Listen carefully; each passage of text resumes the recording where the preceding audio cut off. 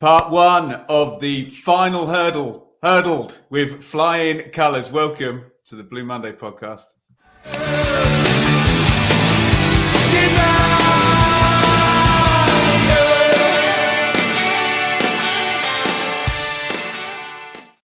Joe, I've spent many an hour actually staring at the league table, and I came to the conclusion not long before this game at Peterborough at the weekend that if Sheffield Wednesday were going past Ipswich at any point, this weekend was it. Away to Peterborough, they're at home to Exeter. There's the game in hand coming up. The pressure goes on. Were you kind of feeling that way going into it?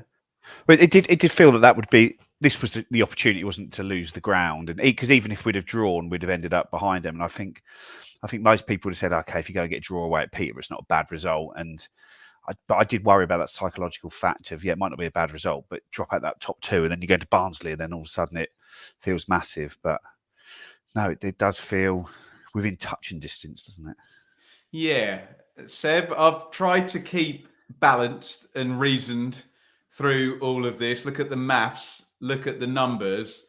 Now with half of this doubleheader gone and this game in hand coming up, this is the most confident I feel. Do you share that? I do. I think we've done the hard work yesterday and we've put ourselves in a brilliant position now for Tuesday night, because I've seen the term free hit be kind of branded around a lot on social media and stuff. And whilst it's not, I don't think it's a free hit. It's an opportunity really to put, a killer blow into Wednesday going into what should be the easier game for Exeter at the weekend. So doing what we did yesterday has put us in such a brilliant space. I kind of thought yesterday would be a tough game. I thought it was maybe the tougher of the two rather than Barnsley personally, given our record is crap at Peterborough and they've got a lot of goals in the side. Okay.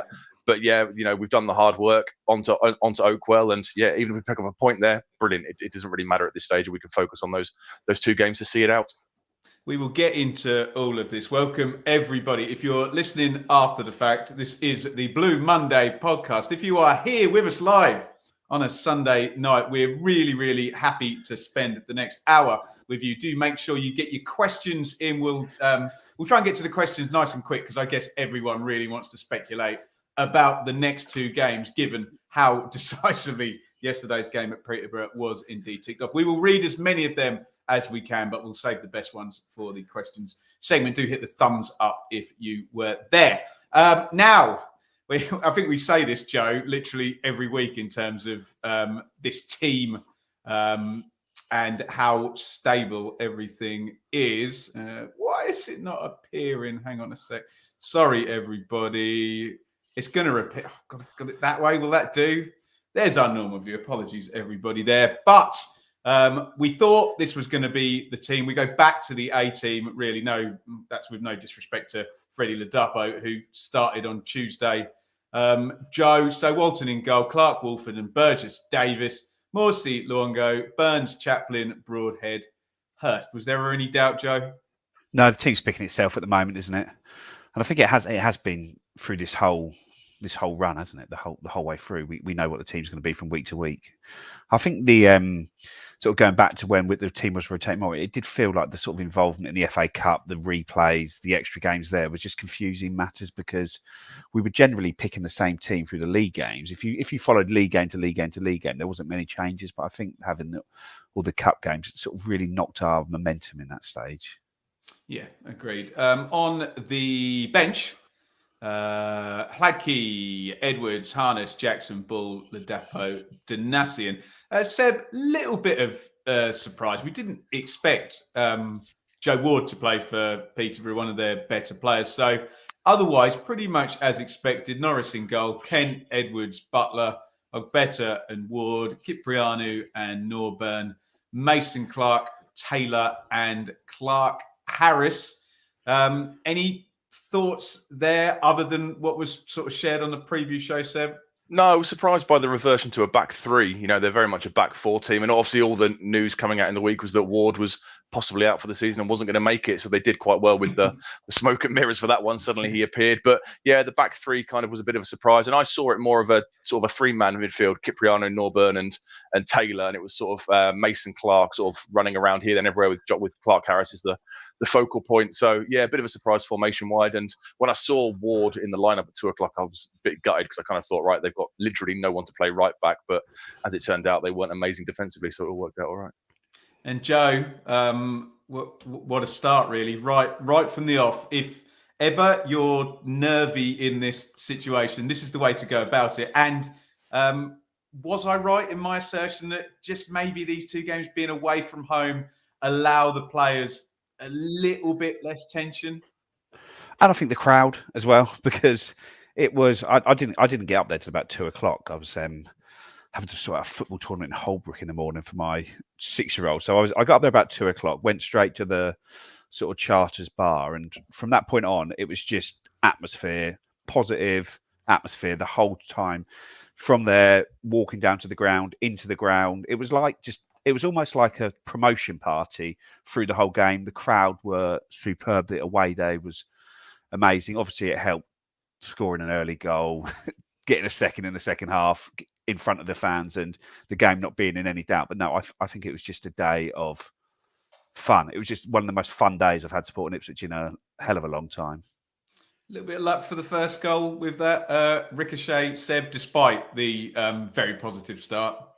Yeah, but it was deserved, wasn't it? You know, we took control pretty quickly. As always, Morsey and Luongo absolutely dominated things in the centre of the park, and we've added long throws to our ever-expanding armoury of weapons that we can use to score from. So yeah, Davis throws it in. Obviously, it's a great little knockdown by Hurst. Broadhead's sharp onto it, gets the shot off. I think it hits Norris on the knee, doesn't it? And then Burns is in the right place. As I mentioned, the defensive aspects from a Peterborough point of view were shocking. You know, I don't know who decided to just leave Burns in acres of space, but it's a brilliant finish. In the away end, I thought he absolutely just hammered it into the roof of the net. But when you watch it back on the replay, he does brilliantly because he fires it back across Norris, doesn't he, to the kind of the side net. I guess the temptation would be to go at the near post where Norris is scrambling to get across. So it's an absolutely excellent finish. And like Joe said, we all go absolutely crazy. You know, we'd started so well in that first 15, 16, 17 minutes. We were fully confident. Like I said, Luongo and Morsey dominating things. We were playing really, really well. A fully deserved goal. And yeah, a bit of luck with the ricochet off Norris. But again, big game Burns is there in the right place to smash it home. Big game Burns.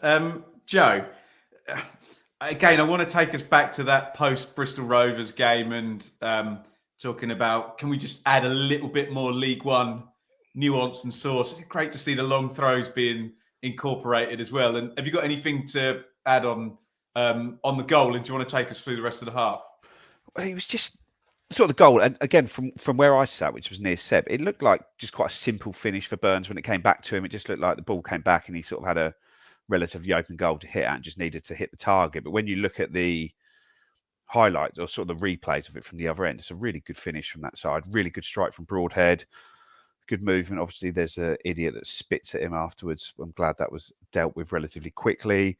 And that's the podcast having dealt with that now. We don't need to hear any more about and from that point on in the half, I know they did have a couple of chances, which was strange because it was probably one of our most dominant performances against a big team that I've ever seen. We just absolutely ran all over them from the whole game. We just don't give them a moment's rest. Morsey and Luongo they couldn't live with our intensity in the whole game. And it was just all of a sudden you'd get the ball and then it would just be a long ball just knocked forward because they've just given up because they just can't work out how to get through our presses. Everyone's working so hard. We're so fit. We're just going through there. I think that Morsey was a little bit lucky that he didn't get booked till his third foul, where because Norburn was booked for his very first foul, wasn't he? And it seemed a bit harsh. And then Morsey did sort of got away with a couple, and they got booked with his third one, not five that Darren Ferguson said, but that just allowed us to keep going. And I don't know, we just look on an absolute different planet to every team we play at the moment, don't we? Let's get to half time, and it feels like we have to do our end of season, Seb, as things stand. So Plymouth had taken the lead midway through the half, and then Cambridge had equalised. At this point, it was, I believe, still 0-0 at half time over at Sheffield Wednesday. And I believe, did Barnsley not score until the second No, it was half? injury time in the first Injury, half. You're correct, Joe. Yeah, injury time in the first half. So everything going rather swimmingly. Seb, do you want to take us and killing the game off sort of on the hour mark here? Yeah, I mean, we came out and started as well as we had in the first half. Really, they didn't really threaten that much in the previous games at Bolton and Derby. They'd kind of come out and gone right at us, but we just kind of regained control again. And then it's a misplaced pass from, I think it was Cipriano, put the ball out and trying to find Ward on the right hand side. Take the throw in quickly. Broadhead, as we know, loves to run. He's so direct. He's taken the fullback on, and the ball to find Chaplin was just insane. It's perfectly weighted. He cuts between, I think it's Butler and Edwards, or Kenton Edwards, and Chaplin, as we've seen so many times this season, give him a little bit of space in the area, especially on his left foot, and you're banging trouble. And yeah, lovely goal, lovely finish through the keeper's legs. And again, we all go absolutely crazy. And again, it's all we really deserve, apart from the save from Johnson Clarke-Harris right on half time, where Walton got down and made a big save. They hadn't really threatened that much, and it was a really, really well-deserved goal and a really positive start to the second half. And that assist from Broadhead is insane. I've seen so many stills of it today on Twitter and social media where there's just a picture of him as he's about to play the ball, and people saying, how does he get an assist from this position? It was crazy. Seb, can I just come back on that Broadhead assist? Doing a lot of analysis of the Championship, I came to the conclusion that a player who can pick a through ball is a decent Championship player. A player that can pick a through ball on the run to assist tended to be one of the top end Championship players. We've seen this guy do this in blooming League One now. Yeah, phenomenal. What a signing. What a classy player. I think he's got something like, is it six goals and 4 assists in his time since he's been here. He's just a level above. We signed Harness to play that position in the summer. We upgraded it in January. A phenomenal signing, a brilliant through ball. Superb finish by Chaplin. 24 goals now for the season in the league. So yeah, absolutely brilliantly well-worked goal. And at that point, I think most of us were thinking this was going to be pretty comfortable then, because like I say, the Johnson Clarke-Harris effort aside, they hadn't really threatened that much, to be honest. We were in total control. Joe, had the away end got wind of Exeter City's goal at this point? I think so. Things were spreading relatively quickly there, but just nothing could dampen the mood there or bring it up any higher than it was. It was just at this high level the whole game. Like Sheffield Wednesday, we heard they were behind, but it didn't really change anything because we were all absolutely buzzing anyway, if that makes sense. It was just on that mood there. But I think that goal just totally summed us up in regards to ball goes out of play and we straight on the ball, getting there quickly, taking the throw in quickly, not letting them set. And that's how we play. We play the game at 1,000,000 miles an hour, but we play it sort of like controlled, but in that total frantic way, but in a controlled way with it. And like I said, we must be such a difficult side to play against. I like I say, Seb, I've seen the same angles as you, but I haven't seen an angle which showed that through ball as good as being in the away end showed it from the side we were at. Agree. That angle there was just nothing on. And as soon as he played the ball, I sort of grabbed the guy next to me. It's like Chaplin's in, and then obviously it was only up against Will Norris, so it's okay. Beautiful stuff. Now, in my capacity as TV director here, I'll inform you of all the other goals because it now does swing in the other games and we're getting into everybody's going to win mode in this afternoon. So Sheffield Wednesday hit the 2 goals they need to come back against Exeter. Plymouth, like there was really any doubt, got themselves to 3-1 up. And Joe, icing on the cake here, on comes Freddie Ladapo for 3-0. It was sort of a goal out of nothing, wasn't it, as well? A throw into the box that went to Ladapo, worked back out to Donatian, and Burns just sort of loops across in there, and the ball just sort of floats up in the air. Then all of a sudden, out of nowhere, he just whips this volley over his shoulder. And again, I was on the other side of the stand. I'd imagine those on that right-hand side of the stand had a brilliant view of this one coming into them there. And it's great to see Freddie get to 20 goals this season. He's been sort of a really good striker for us this season. I think Hurst coming in has really helped him as well. I think that sort of freed him up to do more. And it's very nice. It's the sort of game where you get to celebrate so many times during it because that's the goal that totally 100% wins the game as well. Plus, you've got the final whistle going at the end after that as well. And I think we just managed the game pretty comfortably from there. The Dapo went across and won 3 or 4 throw-ins, and we just kept them at arm's length and just got the job done. Tremendous stuff. Explain these numbers to me then, Seb, in terms of the game state from what you saw, because when I look at that, and I wasn't at the game, and you'll correct me if I'm wrong, I think, okay, clinical, decisive, because it's not dominant in the way some of the home games particularly have been. Obviously, the scoreline is dominant, the clean sheet is dominant, but 54-46 on the possession to the Posh. Little gnats on the XG there, 0.97 to 0.96. Okay, 15 shots to 11 in our favour, 2 big chances apiece. So if I'm seeing those numbers, Seb, and a 3-0 scoreline, I'm thinking we've played the circumstances beautifully and been very clinical. Is that anywhere near it? Yeah, I mean the stats didn't really reflect the dominance. I mean, I was surprised by the possession stat. They came back into it a little bit when it was 2-0, and we kind of brought on Don Ball and Harness came on to just kind of game management and see the game out. So I guess they had a spell of possession there. But yeah, I mean it was so dominant. I was at Bolton, I was at Derby. This was a next level up again in terms of domination of the ball. And apart from that 15-minute spell, maybe after we went 2-0 up, they didn't really offer much at all. I'm surprised the XG was so close. I guess Walton made a couple of big saves, and there's an Efren Clark one right in the sort of I assume Burns' goal stopped. is fairly low margin as well, because considering the angle. Yeah, and I guess it comes back to him quickly, doesn't it? Maybe so. Yeah, I guess potentially. But yeah, I mean, it was a really dominant performance from start to finish. Apart from that, like I say, 10, 15 minutes spell in the second half. Joe, got anything to add to that? No, I just thought we were such a good side, but they did have create a couple of decent chances, but Peterborough always have that quality to do that, don't they? They have that sort of. I know he came on at half time, but like the Pokus, the Mason Clarks, the Clarke-Harris, they are players that can just get good shots away. Jack Taylor again had a effort that rifled past Walton's post in the second half. They are a side that will score goals, and you just got to make sure that you take your chances. And I thought we had another gear to go up into as well if we needed to, if they were to get back into the game. Right, let's get into what else went down in League One, and then we'll go to questions, and then we'll go to Barnsley. We'll try and get there nice and quick this week. So hold fire on your questions. I don't want them to get lost in the shuffle. We'll do all of them, but I'll flag the significant ones, and then you can give me your take, guys. So Barnsley 2, Oxford 0. We do really, and we'll get to this in the Barnsley conversation, do you have to class, they've got 85 points now. We do have to class them really nearly in the same bracket as Plymouth, Sheffield Wednesday and ourselves. We can discuss that when we do the Barnsley preview. Interesting one there. Tedic, 2 goals there. Norwood rested. I'm sure Norwood will be back in on Tuesday, but Tedic a threat now, the Man City loanee. Bolton 1, Shrewsbury 0. I now make Bolton favourites for 5th, and it's more a kind of Derby Peterborough conversation for 6th. Bad day for Peterborough. Charlton 2, Morecambe 3. Fine, whatever. Cheltenham 3, Forest Green 1. Derby 1, Burton 0. Again, Derby, good day for them considering the Peterborough loss.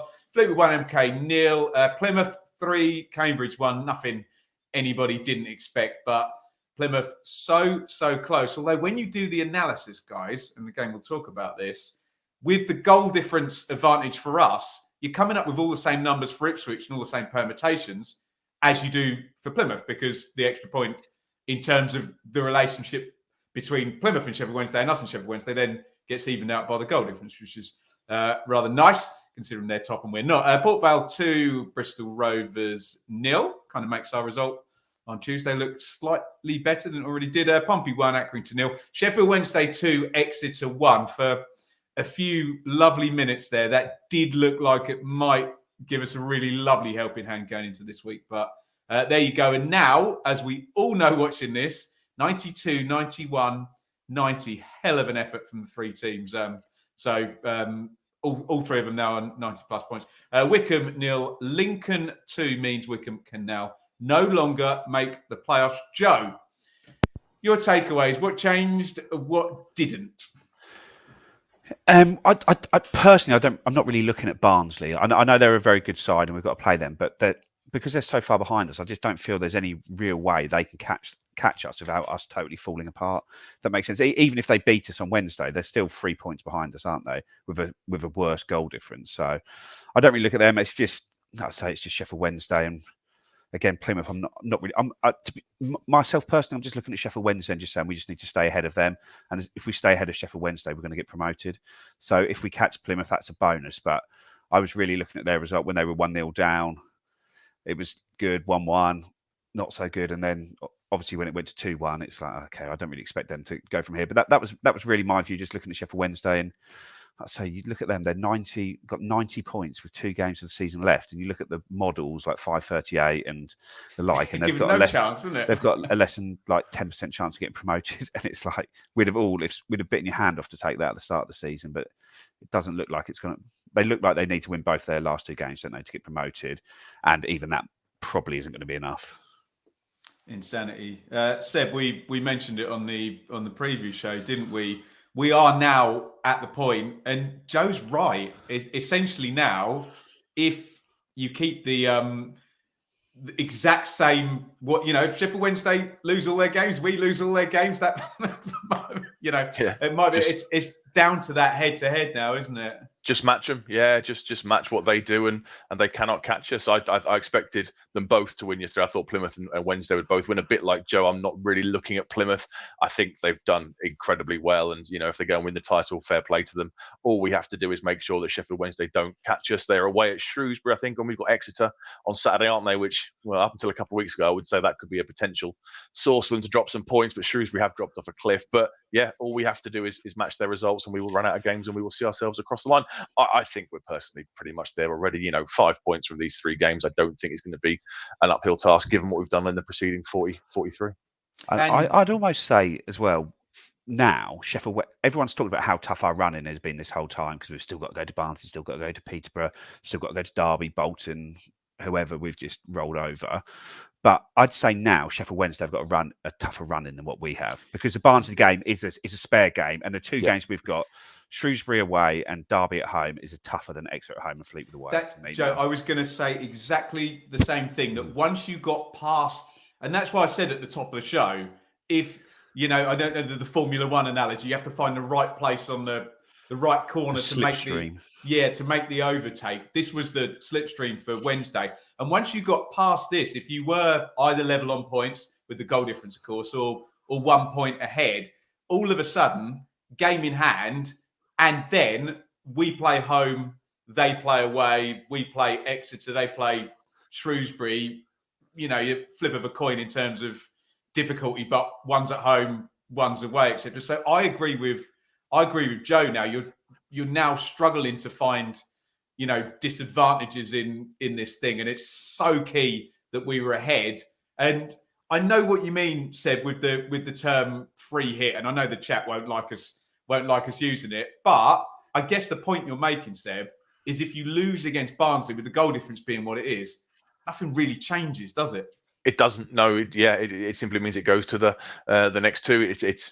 A free hit is the term to use. But like you say, if nothing can really matter. If they do beat us, they won't catch us. I don't think, given the goal difference and the fact there's still 3 points with 2 to come. I mean, it must be such a blow for Wednesday. They must have been looking yesterday, us going to Peterborough, and thinking, right, they've got to surely drop points at some point, and then to come away and see a 3-0 win, they must just be so demoralised after their game finishes.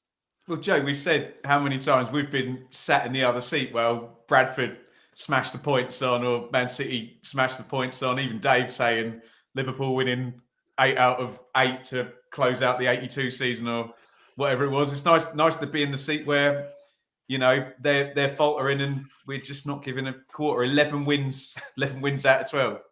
Yeah, and it'd be interesting to see how Tuesday night goes as well with Barnsley, because realistically, if they have any chance of automatic promotion, they've got to beat us. So they've got to come out and play against us. But then on the flip side, if we get ahead in this game, and I know Gary's just mentioned it in the questions there, who would they prefer to face in the playoffs? I don't think anyone's going to want Ipswich to be in the playoffs with them, because we are the toughest team to play against. And almost like if Barnsley is sort of 2-0 down, is it a case of you don't want to get back in, you're almost not worried about getting back into the games, you're not going to win it, and you'd almost rather see us go than Sheffield Wednesday. Don't you, Joe? You perhaps, if you're mic'd up, you perhaps make that call if the game does get away from you, doesn't it? But right, guys, we're going to go to some questions now. We got there nice and quickly. So do get your questions in the chat. I'll do some pluggery while they're coming in. Help me out, because there's loads of you watching. We're really grateful. Do hit the thumbs up button, but it moves very quickly for me, and I'm trying to keep up. So give us a cue at the front of your questions. Parlay it into the Barnsley chat, and we'll go there as soon as we can. If I may, what am I supposed to plug here? Blue Monday merch store deal on at the moment. Check all that out through our socials. of course, we're going to plug our wonderful Telegram group, which really helps support the podcast here. You can get a free trial for that for 2 weeks. Again, just tweet one of us and we'll help you out with that. But brilliant community over on Telegram, loads of chat going on the whole time. And that'll just about do us. And we will try and get into the questions. Where should we start? Yeah, let's work upwards. Elliot, what is the Blue Monday choice after winning the next 2 games for the celebration after Exeter? Honestly, Seb, I wasn't buying this Exeter game thing. I wasn't having it at any point. I was like, it's definitely going to the last game. But it's on if we beat Barnsley now, isn't it? It is, isn't it? And what a way to do it as well. You know, in front of a full 29,000 odd Portman Road would be absolutely fantastic. You know, the party in the town afterwards would be phenomenal. Yeah, I'm sure we'd all be back at the Greyhound or various pubs throughout the town centre enjoying it. But yeah, win against Barnsley and it is properly on. And yeah, I think that's how it might play out, and I think that's how it deserves to play out. I'd love McKenna and the board and the owners might come across, I guess, and the squad to savour that moment at Portman Road rather than at Fleetwood. I think it'd be brilliant for them and a really, really great reward for the hard work they've put into the last 9 months. I think Joe covered that one, Gary, in terms of the playoff question. So we'll, in terms of Barnsley, you know, perhaps having, I think, a double Sheffield Wednesday. So they definitely, definitely prefer them to be in there. What have we got here? Rich, with Barnsley coming up, which is Saturday's impressive 3 goals or clean sheet is of more relevance. Can I give you a leading nudge on that, Joe? I think it's the 3 goals because Barnsley are the sort of team who can have not much of the ball and still score, aren't they? Yeah, goals win your games and draws get you nowhere. And obviously not at this stage, but you want to win games. And also we're still in contention for a 100-point, 100-goal season. So stop it. We need 10 goals and 3 wins to get to 100 goals, 100 points. It's doable. It's not that out of the question, is it? The way we're doing it. I'll put this out there. If we win on Tuesday, we will get 100 points and 100 goals. What are you doing? What are you doing? Oh, my God. There you go. Sheffield Wednesday fans, Plymouth fans, clip that bit out. There you go. I think I've done that one, haven't I? Lee, Seb, would there be a place for Bannon in our starting 11 if we were promoted on the right deal? He'd fit in the squad, wouldn't he?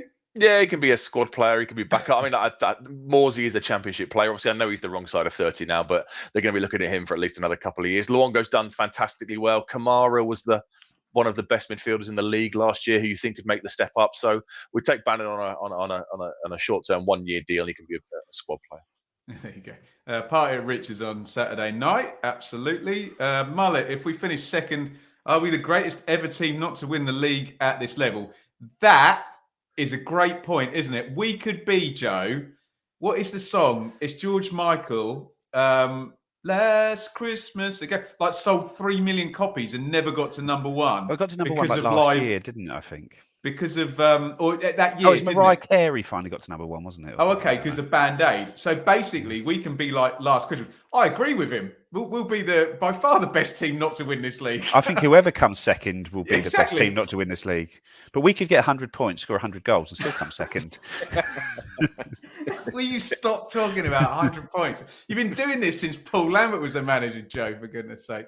Michael, we'll stick with you, Joe. Would you try and sign Clarke-Harris? Lots of shots, but not a team player like Erst. No, I think there's better out there. Dan, Sam Morsey on corners. Was that just to make sure Davis didn't get caught by a posh break, Seb?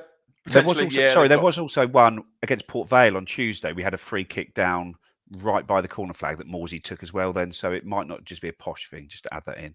Yeah, they've got pace as well, posh, haven't they, with the Mason Clark and Poku when he came on. So yeah, potentially. Right.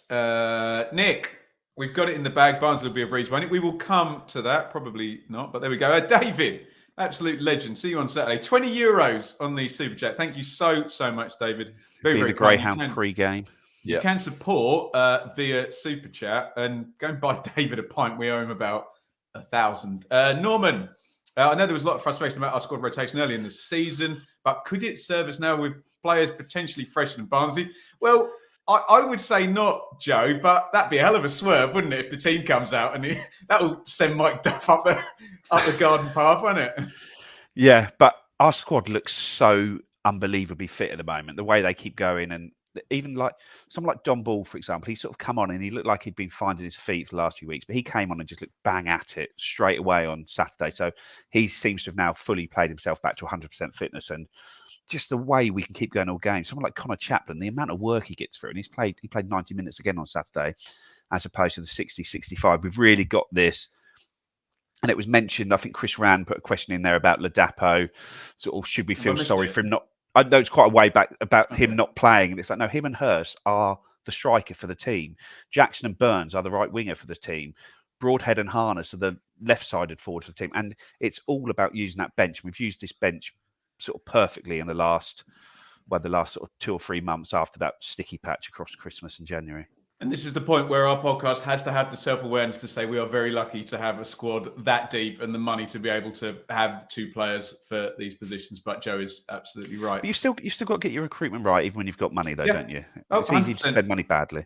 It's a good start, though, isn't it, Joe? Always a good start. I just want us to get this right because do you know what? I even had to correct an Ipswich fan on this, trying to argue. Oh no, net spend, blah blah blah, net zero. It's like, come on, the wage bill is massive. The wage bill is hugely expensive side at this level. Yeah, and I think we need to show humility and say, brilliant stuff going on. We do have a very big wage bill for this level. We had the accounts out for last season, and our wage bill last season was higher than it was when we got into the playoffs and the championship in 14-15. So there's serious money. There you go. Right, are you ready for a name drop, guys? You ready to catch this one? Will the club allow pitch invasion if we get promotion against Exeter as we're getting a new pitch? I was talking to Leyton Orient manager Richie Wellens about this last night. Clang. And I said to him, do you get fined for the pitch invasion? And he said, no, because the club funneled the fans into the area in front. The referee was in on it, and look out for this against Exeter. Perhaps the number shown on the board might not be the number the players are going to be told, particularly the away player. So keep an eye on the ref. But I think, look, it's going to be different. Leyton Orient were already promoted and we're playing to be champions. But yeah, if we know if it's winning up and we win, there's no way you're keeping the fans off. You ain't going to stop it. No, you won't. So in some ways, you're better off controlling the inevitable than trying to stop it, aren't you? Seb, is it bad? I have so much faith in McKenna that if he told me to jump off a cliff, I probably would. I think that's bad, isn't it? You just don't question anything, do you? If we see a selection and we just think, okay, fine, there's clearly a reason for that. If we go in after a player, we think, okay, well, he's clearly got his reasons to do that. It's the last 18 months of coaching and improvement in players has led us to just completely have total faith in him. I love hearing him. I love the recent dugout cams they've got and seeing his reaction to goals and stuff. He's letting his emotions go a little bit at the end of games now, but overall he's so calm, collected. I could listen to his press conferences for days on end. He's just absolutely superb. And yeah, like FBL Tractor, I think all of us hang on every word he says, and we have absolute total faith in him. And even if he's got something wrong, though, even if he has got something wrong, he'll still come and explain in the press conference why he made that decision. And it's like, well, you can understand that. It's not, you don't just get fobbed off. And you have total faith that if he does get something wrong and we concede a goal, he will learn from it and it won't happen again. We can't always say that with previous managers we've had. Am I coming to the Exeter game? No, I am working, but I will be fixated by that particular monitor in front of me. Don't you worry about that. Jason, is the Greyhound open all day and all night after the Exeter game? No, because you're all off to Richards afterwards. Who has been the better January signing, Broadhead or Luongo? It's a fun debate, but it's Nathan Broadhead, isn't it? However much influence Luongo's had. What do you think, Seb? Yeah, I mean, if you're looking on paper, he's younger, he's got more headlines, and from a longer term strategy point of view, Broadhead and probably Clarke are ahead of Luongo. But Luongo's been absolutely phenomenal. The way he's allowed Morsey to change his game and raise his game up a few percentage levels. I thought he was a bit of a box ticking signing just to provide some central midfield cover, because at that point I think Evans was still fit, and we kind of thought, okay, he'll come off the bench every now and again if we need him. But the way he's come into the team, hit the ground running. I know it took 6 to 8 weeks before he kind of made his debut, But that conditioning time and that getting up to speed time looks like it's paying absolute dividends now, because he's been absolutely superb. But yeah, Broadhead is the one with the numbers and the stats, and he does the sexy stuff. Luongo, however, has been absolutely phenomenal. So sexy. Right, watch Joe count down from 100 to answer this. How much does our goal difference increase between now and the end of the season? 8. Unbelievable scenes. No, it could be 10, but I think we'll just concede a couple. I think Joe's already answered the Freddie and Hurst question there. Paul, Joe, we've said, haven't we? Would a fully fit Evans get back into this team? That's a no from me, Seb. I don't think he would. Yeah, no, I think he'd. Well, Don Ball even looked brilliant when he came off the bench, like Joe said yesterday. So potentially now, if everyone's fit, he's maybe the 4th choice central midfielder. I could see potentially. I think I mentioned it on one of the pre-match shows recently, or a post-match. I could see him moving on in the summer. Going into the last year of his deal, he's proven 2 years on the bounce. Now he can't necessarily complete, more than 25, 30 games a season. So he might be one that kind of falls by the wayside this summer. I think when you play 2 in midfield, as we do, those 2 need to be super mobile and be able to win their physical battles as well as get on the ball. I don't think Evans has quite got that to his game. I think maybe Ball might not be quite as sharp on the ball as Luongo and Morsey, but he can win those battles. And a lot of times you're 2 against 3 in there, so it's just a case of making sure that you win those battles, which we've done. Guys, if you're doing Barnsley questions, sorry, I am skipping them because we'll get into that, but we do appreciate all of them. Joe, Colin. Clarke gone off early in the last couple of games recently for Donacien. Do you think we're managing a knock or just managing the game? I think managing the game, because I don't think Clarke went off early against Port Vale, but it seems that Clarke is there because he offers us a lot going forwards as well as defensively, where Donacien is just a better out-and-out defender. So, for example, yesterday when it's 2-0 and the game is effectively 1, and you just want to try and shut it down to make sure it stays 1, you get Donacien in there. But if the game like Port Vale the other night was still 1-1, 2-1, when Donacien came on, he came on for, was it Nathan Broadhead he came on for, wasn't it? Because Kyle Edwards had just come on. So I think he's just coming on to help shut the games down, where Clarke is the main man there effectively. Neil, general question. Do you agree that the 5-sub rule gives an unfair advantage to clubs with bigger, more expensive squads? I haven't said that, Tony. Can I take that, guys? I agree that it gives an advantage, but we can't get into people having more money being unfair, because it's just rife all the way up and down the football pyramid. So, yeah, of course, it's an advantage. The better squads can, utilise those.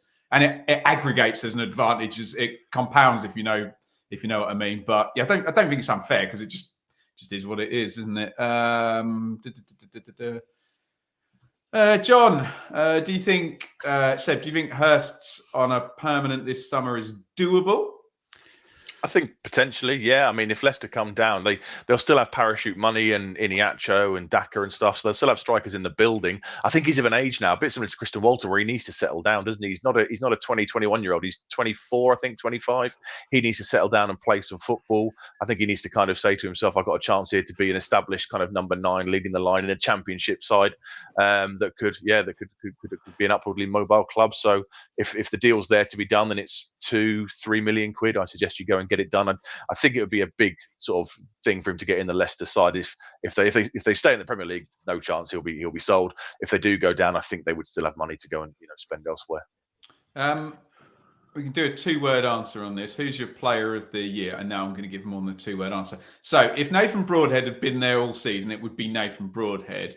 I did my team of the season thing for League One and made it only 1 player per club. And I did pick Connor Chaplin over Leif Davis. So I'll go for Connor Chaplin. What do you say, Joe? I think Sam Morsey or Connor Chaplin's going to win it, and I found it hard to pick between the 2 of them, so I just voted for Luke Wolfenden as a. That's how Ginola won Football of the Year, Joe. but as a recognition that he's had a really good season and he should get some votes. But I think if I had a gun to my head, I'd probably say Sam Morsey. Well, because he'd be holding it. Yeah, probably. Yeah. We love you, Sammy. Seb, who's your player? I'd vote for Chaplin. Chaplin for me. If you score 23 league goals, 25, 6, whatever it is in total, I think you're the player of the year. So I went Chaplin. Right, brilliant stuff, guys. We're going to talk about Barnsley now. So get your comments in on Barnsley as we go. And I think we need to start this conversation off. with what I was saying sort of 10 minutes ago, guys, in respects of this, they're not much different to Plymouth and Sheffield Wednesday. 85 points is a hell of a total. They've got 26 wins, so they've won the same amount of games as ourselves and Sheffield Wednesday, just a few fewer draws and a few more defeats in there. We'll talk about players, but it's a hell of a home record as well. 13 wins in 14. Mike Duff is this sort of very sort of intense. You can eat everything he says. You can kind of feel the drive about him, and his teams very much reflect that. We're not at it. They'll beat us, Seb. They would, yeah. You have to respect them, but the way we're playing at the moment, I don't think we should hold any fear going there at all. It'll be a noisy crowd. They've got an exemplary home record. It's their last chance saloon, I guess, to try and touch the top two. So they will have to come out and play us. And I think any side that does that, I think we'll deal with relatively comfortably. I know it's a very difficult game. I'm sure Wednesday fans are hoping we'll drop points there, but in some ways, I think it might be slightly more straightforward than, going to a side that's going to dig deep and look to frustrate us. They will have to come out against us. I remember seeing in the Wednesday game was on Sky, wasn't it? And I saw a lot of space in behind their two fullbacks. There was a lot of space behind Cadden and the right fullback. And I just think with our wide players, we could really look to exploit that. All I will say is, I know it won't happen, but please try not to wind Norwood up. I saw when he scored against Forest Green and just stood right in front of their fans, just waving at them. And I've got horror images of that. So yeah, please lay off him. But the rest, I don't think we should fear them, given how well we're playing and how we're dominating games. Joe, you don't blame their fans, given the run they're on and the fact they've dispatched Plymouth and they've dispatched Derby and Sheffield Wednesday. So beating all of them at Oakwell. Probably, I'll check my timeline while you're talking, probably since February. I reckon you wouldn't blame their fans for being confident. Is this one going to look more like a game against Derby, given the way they play, than say a game against Peterborough?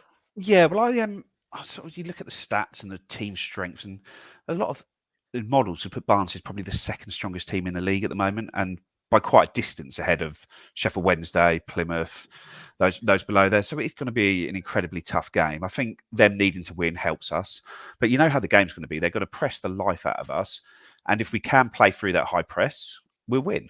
But if we can't, we'll be in trouble. But so I don't want to sort of tempt fate, but how many times have we actually been caught out playing out from the back this season?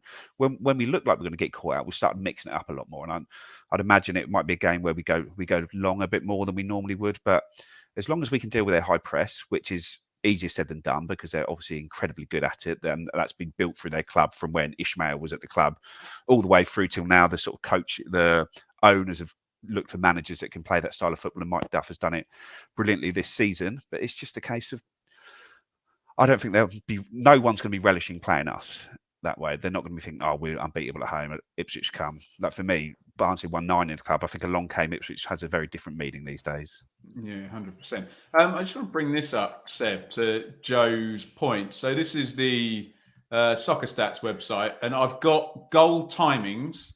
And you will see, with regard to, sorry, I'm a bit bigger, Barnsley. with regard to Early Barnsley's goals. high press and the way they're going to start the game, can you see there in that left column, nobody, and this is by miles, have scored 17 goals in the first 15 minutes of game. Oh, I beg your pardon. I see Sheffield Wednesday down there have also got 17, but you can see the very, very clear evidence of what Joe is talking about. And it's not subtle, Seb. It's Devante Cole and James Norwood literally just running as hard and as high on the centre-backs. The two wing-backs, it looks like it might be Clarke-Harris instead of Cadden, which might not be bad news. And two of the midfielders get right on, and the lad Connell, who can play, sits a bit further back because that's where the space is. But the threat is obvious, and I totally agree with Joe. Just go back to front a bit for the first 15 minutes, right? Yeah, if that's what they need to do, that's what they need to do. If you can look to frustrate them, if they're used to blowing teams away, then like you say, go longer on occasion. We've got Hurst who can hold the ball up so well and look to bring others into play, maybe utilise that a little bit, ride out the early storm, which will inevitably be coming. And then, we would hope our greater fitness levels, our own press, and the way we can get players in behind in the wide positions should hopefully bear some fruit for us. I just bring this one up from Kev. we do have a good record against Barnsley, don't we? I don't think we've lost to Barnsley. Go on, Kev. Since 2010, we last won there the last time we played them in August 2017. I think I was at that game. Didn't Jonas Knudsen smash the ball into the sky and Dave McGoldrick pull it down? And in fact, I think we were really bad in that game. And that was a Martin Waghorn, Joe Garner, Dave McGoldrick special. And we had... a quick double Waghorn. Bang, bang. Waghorn's almost like his debut, wasn't it? His debut, wasn't it? Yeah, I think so. Yeah. Did he feed Garner through or the other way around, possibly? And you're like, okay, we've got some goal scorers this season. Let's just have a look at this Barnsley personnel. So Oystead, I don't know pronunciation. He's on loan from Luton, doing very nicely. Bobby Thomas has really improved them at the back. He was on loan at Bristol Rovers, I believe, earlier in the season. Have I got that correct? Is he Burnley, Joe Thomas? Someone correct me I don't know. In the chat. Mads Anderson is really good. He's one I thought, along with Callum Stiles and Callum Britton, that would actually be sold and wouldn't play in League One. So I'm actually surprised. Piece for it.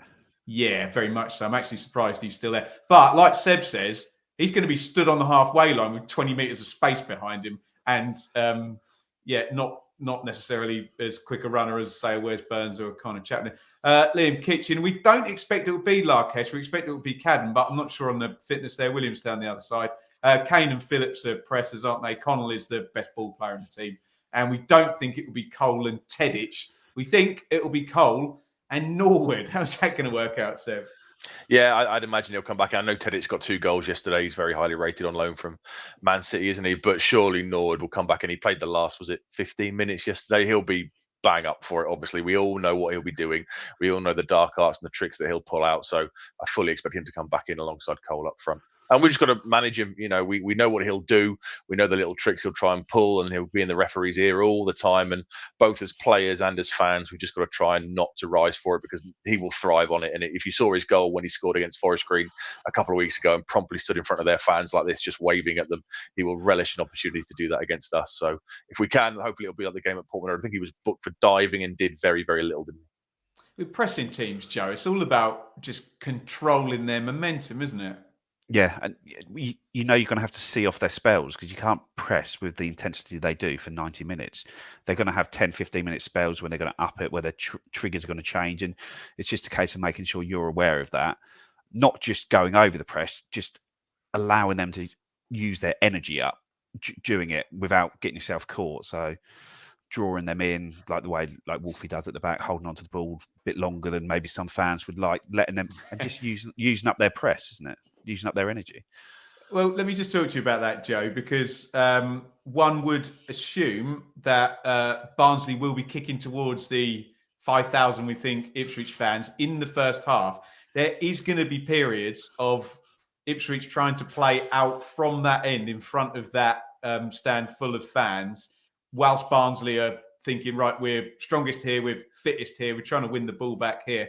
That's going to be quite high anxiety levels, isn't it, in the away end for some periods there. Just a warning. Hopefully the fan base will be as it was on Saturday and ride that out. Yeah, 100%. Seb, what does this look like if Ipswich are going to go to Barnsley and get this just absolutely seismic win that pretty much then makes it a 1-game season, beat Exeter for promotion? What does a victory at Barnsley look like? How do they get it? They'll have to ride the early storm, like we've just said, and then hope that our midfield domination, you're going to need Morsey and Luongo to really dominate that central midfield, and then utilise those wide players. If there is space in behind Williams and Cadden, if he's playing, then Burns and Davis need to be right at it. And obviously the likes of Broadhead, if they can run and be direct at the 3 centre-backs, then, that's what we're going to have to do. We know how we'll play. We've done it for 43 games now. We'll press with our intelligence and kind of, look to really take the game to them. We might have to ride out a little bit if they start quickly. But the longer it goes on, and they haven't kind of scored, then we'll settle down a little bit. And all we need is, we've seen, we can score all different kinds of goals now. We're a threat from set pieces. We're now a threat from long throws. We can hit sides on the break. We can go down the right and Burns can get an assist, or Davis can get an assist on the left. We've got so many different variations of goal in our side that even if it's, not going that well in the first half, don't worry. Let's keep the 5,000 fans behind the team. And I think we'll get a positive result. I'm not entirely sure we'll win, but I think we'll get a positive result there. I think you need 2 goals to beat Barnsley at Oakwell, don't you, Joe? Not necessarily. The way how many we conceded 2 goals in 12 games. Yeah, they score a lot of goals, but if you can get your noses in front, then you're sort of really going to be able to see that game out. I think if you can get your noses in front, you just got to make sure you don't make mistakes early doors and try and get those centre backs, those wide centre backs, dragged into the wide areas where they've got to go one-on-one with the likes of Wes Burns and Nathan Broadhead, because no wide defender's going to enjoy that. Let's look at these scenarios then. So we've referenced to sort of Seb's wording that he saw on Twitter about the free hit type scenario. If it is a defeat, and if we also take a bit of what Joe said and just ignore Plymouth for now, they play Bristol Rovers on the same night. They're going to do what they're going to do, and if they win, there's nothing we can do about it because we can't go past them anyway. But maybe draw would be a lovely result for us there. So if we lose, not much changes. You still need to, score points in the next couple of games, probably 6 of them. Two wins, isn't it? 2 wins does it. Well, 2 wins does it, which is why But we get to this point now, guys, where there's not actually that much difference between a defeat and a draw in terms of implications. A win moves the needle massively, doesn't it? Because then you're up if you win at the weekend. Whereas whether you lose or whether you draw, it's still probably going to go to the last game unless Sheffield Wednesday slip up at Shrewsbury. How are you kind of seeing the permutations, Seb? Yeah, I mean, for some reason, I've had it in my mind for ages that it's going to be Exeter at home. That's going to be the game, but that involves us winning on Tuesday night. I think if we win the title, we'll all be delighted. But I think, like you say, we don't focus on Plymouth. Let them do them. They've still got 2 of their final 3 games at home park with this incredible record. So let them go and do them. And all we have to do is match the Wednesday result. If we can get a point on Tuesday night, and then if we beat Exeter, then we only need a point, don't we? Given the goal difference, we only need a point at Fleetwood. But I fully expect us to beat Exeter and Fleetwood. I just can't see a world where we don't do that, given the form that we're in and how well we're playing at the moment. So anything on Tuesday night is a bonus. If we can go there and win, fantastic. If we draw, okay, great. We're a point further. If we lose, nothing's changed. Focus on the Exeter game. What psychology do you think Kieran McKenna will use, Joe? Is he going to be... Because there's 2 ways of looking at this. There's, look, you've got another go at this at the weekend, and there's the play it down psychology. There's also the, look, guys, if you win tonight, you're pretty much there, and you just got to find one win from the last 2 games. I don't think the psychology is any different. I think it's just we go out there and we set up and we try and win the game like we have done for the last 10. I don't think there's any... I don't think it'll be being overthought or over worried about. It's just go out there and win.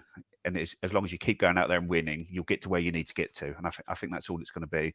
I don't think there's going to be, a point here, we'll do this, because you just can't risk playing those sort of games. We don't need to either. We don't need to risk playing those games. We don't need to look at the fixtures. We're in the driving seat here. So we just need to make sure we just keep doing what we're trying to do. Yeah, 100%. Guys, if you want to throw in any more questions, we'll probably go another 5 or 6 minutes. We're gonna do predictions here. Seb, are we all going? By the way, have you got a ticket? Yeah. I think I'm all there apart from Rich. I think Rich is the only Blue Monday member not going. I think, isn't he? Yeah, he's got work. He's got travel for work the next morning, hasn't he? Is Craig going? Yeah, I think Craig's going. I think there's going to be a live show straight after the game. Rich has mentioned as well. Oh, sweet.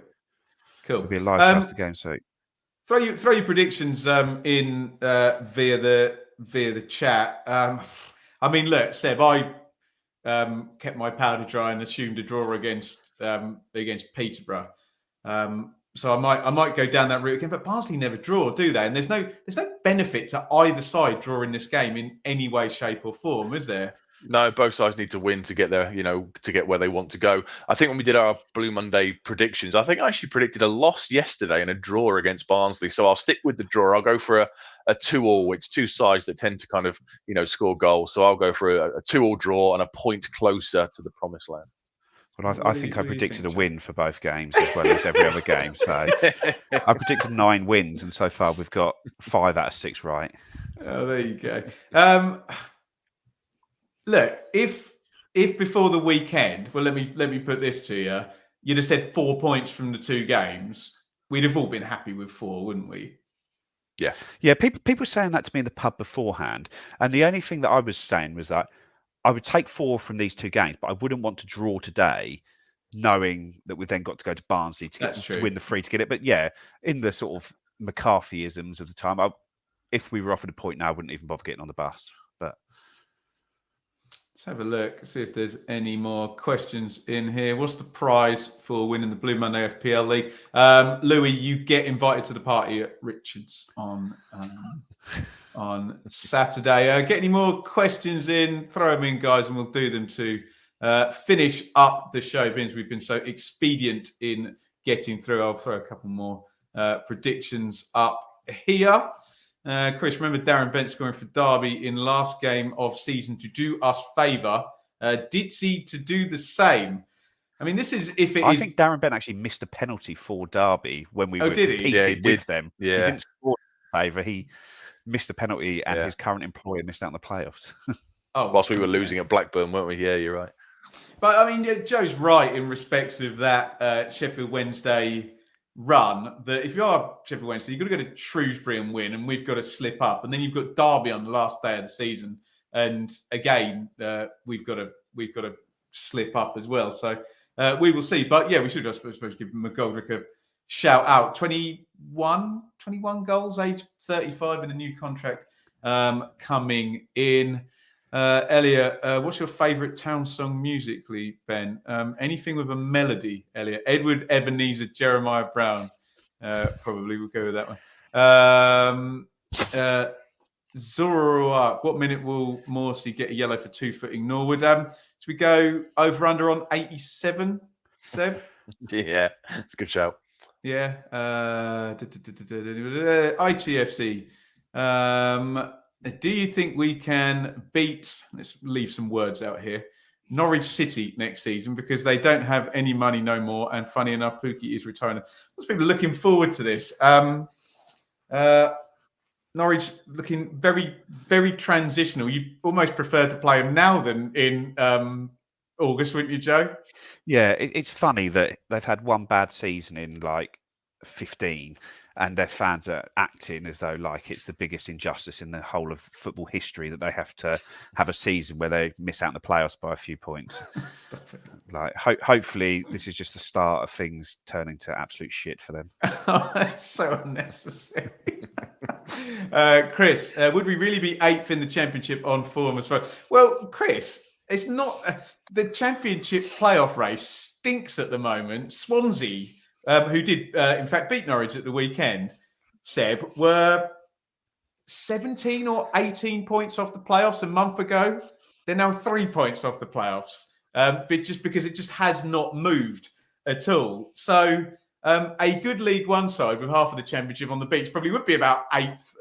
Well, you look at Sunderland, where are they? Sort of, they're in the top 10 now, aren't they? And we're a lot better than Sunderland were last year, a hell of a lot better. And yeah, they've recruited some decent players, but with the backing we've got behind us, you'd expect us to get a couple of top Premier League loan players in and some real quality to add to us. But the way we play is built for the Championship. And if we go up, I think we'd be looking up, not down, if we went up. Yeah. Interesting. Rich, has McKenna learned to outfox Duff, who's had our number for a while? Does it kind of, Seb, in these low margin games, is that the kind of the way it is? Because I would say, obviously budget, and we've mentioned that, and player for player, I think we're over them in both of those regards. Duff has got more experience and probably more nous than McKenna. Maybe McKenna's got a potentially higher. So I'm talking right now, just in terms of having managed for much longer before everyone shouts at me for not saying Kieran McKenna's the greatest manager that's ever stood on a touchline. But is it almost a bit of a head-to-head with the coaches, or can our perhaps greater money squad win the day, and that doesn't actually become an issue? Well, yeah, I think if you look on paper, we've got the better squad and the better players, but I think we've got the better manager as well. And what I love is the fact that I think we have full confidence. McKenna's now faced him twice. This will be his third time against him. There was a frustrating 0-0 on a Tuesday night, sort of February time in his first season, a couple of months after he got the job.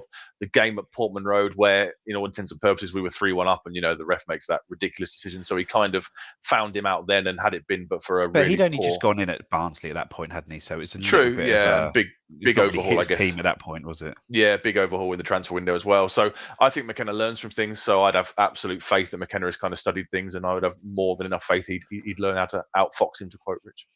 He's a good manager, Duff, isn't he, Joe? Yeah, really good manager. The job he's done at Barnsley this year is unbelievable, really. From when you look at us and Plymouth and Sheffield Wednesday, that they've sort of outpointed us almost since sort of November. A long period of time. My understanding with Barnsley as well is he doesn't choose the players. It's very much a committee, like you say, picking to a structure. So he's basically given players, and go win promotion out of this bunch of players, right? Yeah, and I think whoever wins tomorrow night, whether it's Kieran McKenna or Mike Duff, I don't think it will be because they've outfoxed or outmanaged each other. I think it will be that they've both set up game plans, and one of them's maybe had a little bit more luck than the other one on the night. The breaks have fallen in their favour. I don't think it's a case that we're going to go there and make him look a mug, or he's going to do something that Kieran McKenna can't react to.